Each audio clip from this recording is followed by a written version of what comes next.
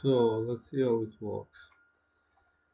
I'm trying to show this game from the book Chess Trading for Post Beginners, a basic course in positional understanding.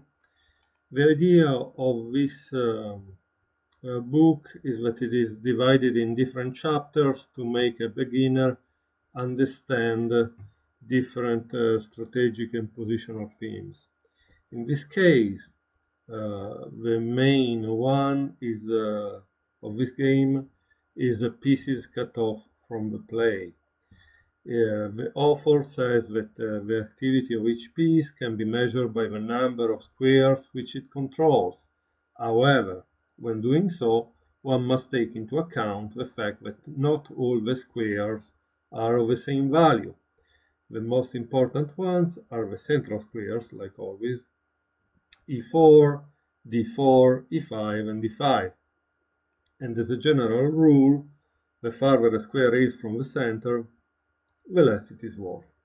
I'd like to start the game to see if the pieces are recorded in this video.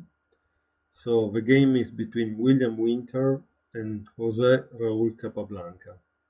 It was played in 1919 in Hastings. So let's see, after knight f3, there is knight c6, knight c3, and knight f6. Then white continues with bishop b5, bishop b4, castle, castle, bishop b5 takes in c6, d takes c6, then we have d3, bishop d6, and now we start with the important part. There is a pinning on the knight f6. Now Capablanca decides that it doesn't really want that pinning, and he wants to limit the mobility of that bishop, the bishop g5. So he plays h6, but this is only the beginning. Now, what happens is that obviously white returns back because he thinks, oh, I don't want to exchange the bishop for the knight. And Capablanca continues with c5. Now, this move, it's really cunning because black is trying to take control of d4 and avoid that white push the d4 pawn and open the position, but at the same time it gives a kind of trap, it sets a trap for white, because white will think, oh, look what a mistake, now I can attack the knight twice, and so he plays knight d5. But here is the point, Capablanca was not an amateur, was not even a beginner. He was maybe already world champion by this time, so he was one of the stronger players on the planet, and he knew what he was doing. And he plays g5. Why? Because he wants that bishop, bishop h4, out of the game. And at the same time, he doesn't care if after white exchanges the knight d5 for f6, because that was his goal. And in fact, that's what happens. White doesn't want double pawns of the d-file, and he right away exchange the knight d5, which was centralized, which has been moved twice at least, for the knight f6, which has been moved only once.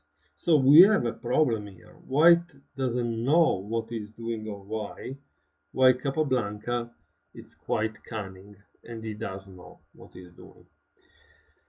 After this move, we see that Capablanca takes and white returns back. And so this is what Capablanca wanted. He closed totally the bishop g3 inside the little cage, but it's not finished.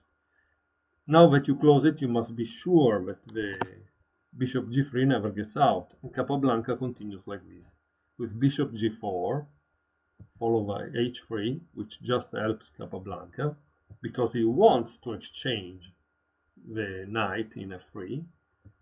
And look now what happens. Practically, the bishop g3 cannot move. It's a bad bishop, because it cannot go in f4, it cannot go in h4, And now Capablanca just closed the cage with f6 to be sure that in case white tries to exchange the h-pawn, he can take back and stop again the bishop g3 from coming out from there. And this is the part that the author, Sorokovsky, wanted to explain through this game. However, I disagree on one part. Practically, he said the following thing. He said that in this position, when we were here, after g5, maybe Winter, no, based his hopes on this move,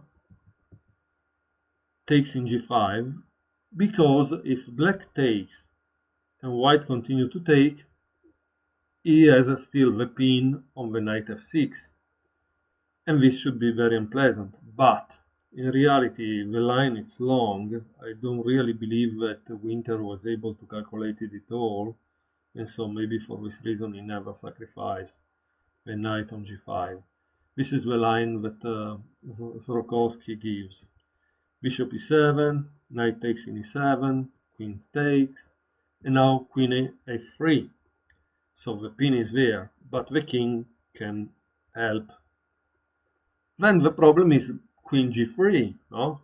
Because now there is the problem that white could play f4, and so start to go and maybe takes in f5, or if he's able to open the f file, is able to take the knight f6 at a certain point.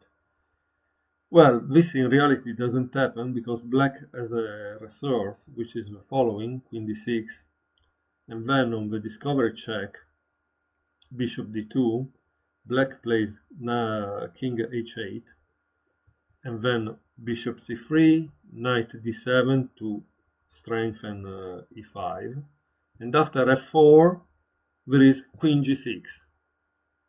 Now, also, if white attacks with queen h3, black's just cover, and after queen e3, white doesn't have anymore this big advantage that he thought he had. Of course, I don't really think that Mr. Winter calculated all this line. I believe that probably Mr. Winter calculated maybe up to this move, queen g3, and then he probably wasn't able to see clearly if he was able to take back the piece he sacrificed, and for this reason he didn't play this line. Of course, not playing that line and going back to play knight f6, queen f6, and then return in g3 with the bishop gave white a very passive position. But I'd like to show the rest of the game very fast for showing one point that, in my opinion, the author of Chess Training for Post Beginners miss for us amateurs, because we are mostly amateurs. So the point is that Sorokovsky see the following,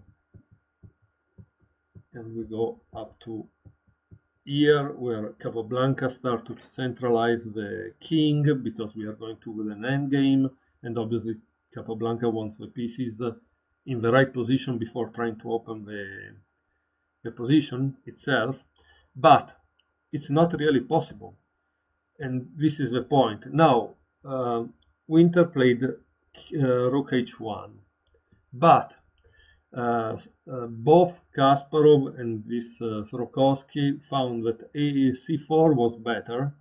And why? Because it keeps the position closed.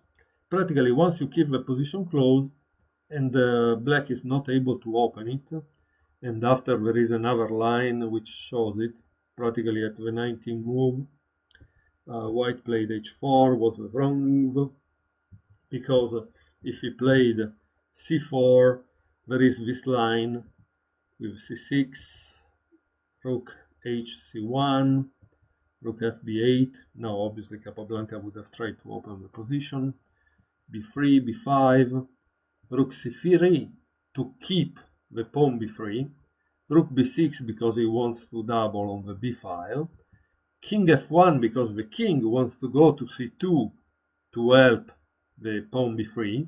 And now, if Capablanca tries to open with b takes c4, white just played this takes c4, rook a b8, and rook f3, which is the key move. Why it's the key move? Because now practically white just needs to go in c2 with a king, and nobody will ever be able to open that position.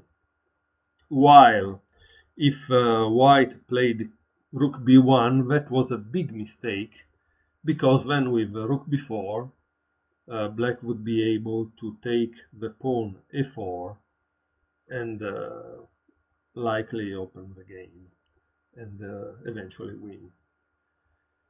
And this is all for now. Let's see if I was able to record this movie and if it worked well.